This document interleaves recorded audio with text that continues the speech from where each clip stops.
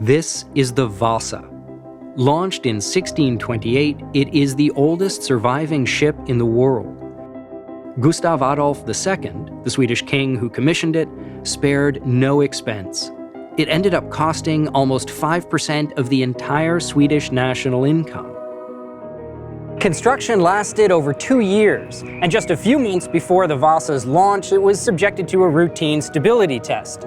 30 crewmen lined up on one side of the deck, and then they ran back and forth across it in unison.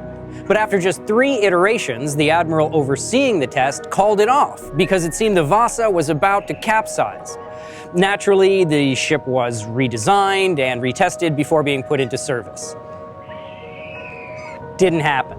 Actually, the Vasa was launched as is, and on its maiden voyage it sailed 1,200 meters into Stockholm harbor, heeled over, and sank, killing about 50 of its crew. That crew, of course, did not include the admiral. He made his bad call from the safety of the shoreline. Entrepreneurs, on the other hand, go down with the ship, and that puts a limit on the amount of risk they're willing to take.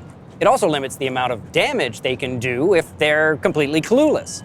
Companies that consistently make bad decisions continually suffer losses until they run out of money and credit and fail.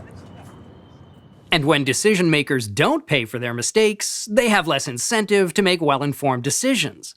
That's what led to the disastrous launch of the Vasa. The shipwright only had experience working with a single gun deck. The king decided he needed 2.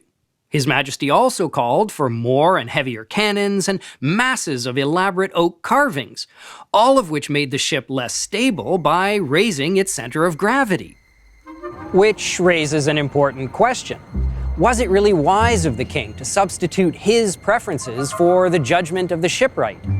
We might well ask the Swedish government the same question today with regard to schools. They aren't telling educators they need more cannons or oak carvings, yet, but they are telling them how and even if they can do their jobs. For example, the government forbids teachers from grading their students' work until they've reached middle school. It has also begun requiring all private schools to hire the graduates of its official teacher training programs, even though everyone admits that these programs are attracting the country's weakest college students. The government even prevents new private schools from opening in places where it thinks they would attract too many students, outcompeting the local public schools. In these and other ways, the Swedish government imposes its own decisions on schools without having nearly as much at stake in the outcomes as the educators who actually run them.